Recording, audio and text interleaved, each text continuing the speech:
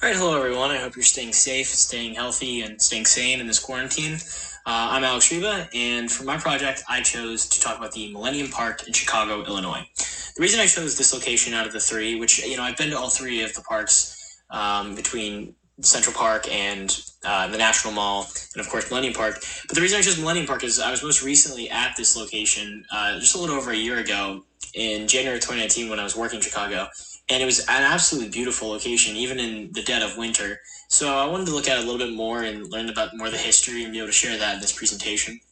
So we'll move here to the next slide, and I think it's really important to give an aerial shot of this park, especially when it's in full bloom during the summer. You can really see all the foliage and all the color and the vibrancy of that.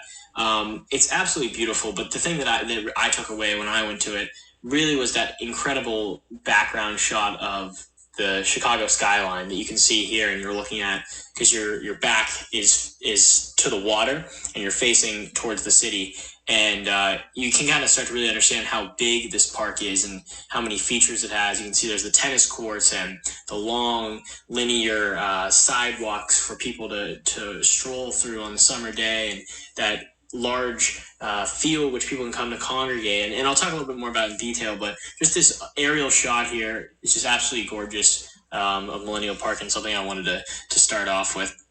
So now I'll move to the history and give you a little bit more of a background of Millennium Park. It's a very modern park, and when you look at some of the parks we looked at in Barcelona or some of the parks that we were talking about for this project, it's very, very recent, because from 1852 to 1997, it was actually owned privately by the Illinois Central Railroad. And, there's just rail ties, and it became a parking structure. But Richard M. Daley was the catalyst behind building a park there. And at first they talked about making it an amphitheater for concerts or just some kind of venue.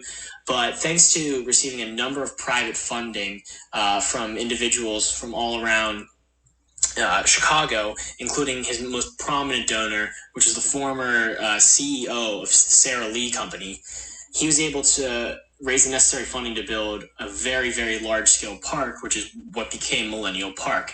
And after the city acquired the rights in 1997, they created what is now Millennium Park. One other interesting piece of history that I like to mention is the fact that it actually was one of the original homes for the Chicago White Stockings, who are the present-day Chicago Cubs, if you're familiar with them. Their field, the Union Grounds field, was there in the 1870s, and they actually burned down during the Great Chicago Fire. But it's a really interesting piece of history because as a sports fan, that was one of the original stadiums for the team. Moving on now, we'll talk a little about the location. It's a perfect location for a park because it's so close to so many prominent parts of Chicago. On the left here in the map, you can see that's the prominent area where the major skyscrapers, the major business centers, the Bank of Chicago, the City Hall, the major hotels, restaurant chains, everything like that, all just west of the park, all very walkable. And there's a number of private transportation services such as Uber, there's cab systems, you can get scooters, you can walk. It's roughly a 20-minute walk to City Center, even less than that if you're a fast walker like me. It's very easy to get there. It's walkable to get to the Chicago River, which is just north of the park. You just got to go head north, and there you are. And you can take the Chicago River walk. And if you want to head northeast, you can go to the Navy Pier, which is, of course, the number one visited tourist attraction in Chicago. People from around the world come to see the Navy Pier. It's beautiful.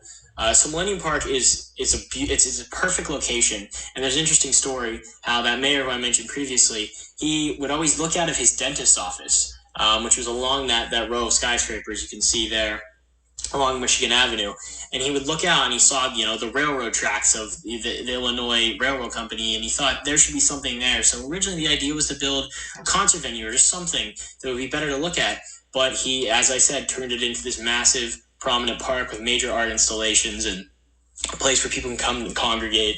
And now it's known as the front lawn of Chicago, because when you come off the river, you come off Lake Michigan, you just see this massive green space, and it's absolutely beautiful. And it really serves as if like a house has a front lawn. It has a front lawn for Chicago. Additionally, we just need to take a quick look here.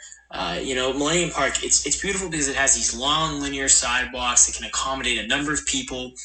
It's got plenty of room for people to, sit in quiet, quaint little areas, have a picnic, just congregate, meet, gather in public spaces. But they also have these large massive fields with massive amphitheaters and large accommodations for crowds and whatnot, which I'll get into a little bit more here in the next slide. But if you just look at these on these two slides with the layout, you really get a sense of how large this park is and how it really accompanies a number of different features you'd want from a park so that, anyone could come to it and feel comfortable in it. But here now we kind of have to get into the prominent features that make up this park. And in the bottom left, you see Cloudgate. It's my personal favorite aspect of the park because it's the bean. It looks like a giant lagoon. And even when I was there in sub-zero temperatures in January, with a brutally cold Chicago wind chill, I still was amazed by how many people were there taking pictures in front of it. But it really is an incredible photo with the background showing the city skyline and the foreground showing this beautiful architectural gem created by a sculptor named Anish Kapoor. It's really beautiful. In the top left, you also see something that's beautiful, the Laurie Garden, which is reflective of the city's motto, which is Herbs and Orto. And the city is in a garden, as it says, because it was actually built over a marshland. And now it's developed in such a prominent American city with skyscrapers and trade and, tourism, sports teams. It's really developed. And so this just kind of pays homage to that. And it's really interesting because it's actually a 4-season garden. It can be visited summer, winter, spring, fall, because the grasses actually can withstand the weather. So that's really interesting. Additionally, in the top right, you see the Jay Pritzker Pavilion. Now, the Jay Pritzker Pavilion is named after Jay Pritzker, the current CEO of the Hyatt hotel chains and the founder. And it was actually designed by Frank Gehry, who's a very famous architect who you may know from designing the Guggenheim in Spain or the Walt Disney Concert Hall in downtown Los Angeles, just to name a few.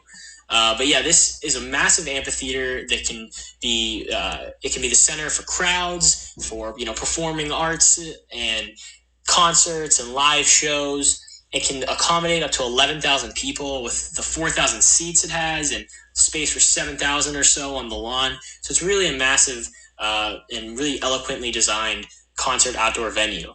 And finally, in the bottom right, another incredible installation they have in the modern art is what's known as the Crown Fountain. And it's designed by Jaume Plensa, who's actually a Catalan architect. And it uses water and light and video and glass. And it creates this reflecting pool and almost looks like the Chicagoans are spitting at you.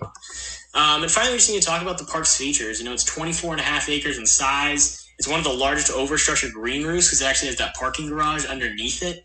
It's a massive space. As I said, it's bordered by 4 different streets around it. And it's the second most visited tourist attraction in Chicago. And when you get one look at it, it's not hard to tell why. So thank you for listening to this presentation. I hope you stay safe in quarantine. And I hope you get a chance to go visit it after all this blows over because it really is a beautiful park and reflective of the American park system. Thanks.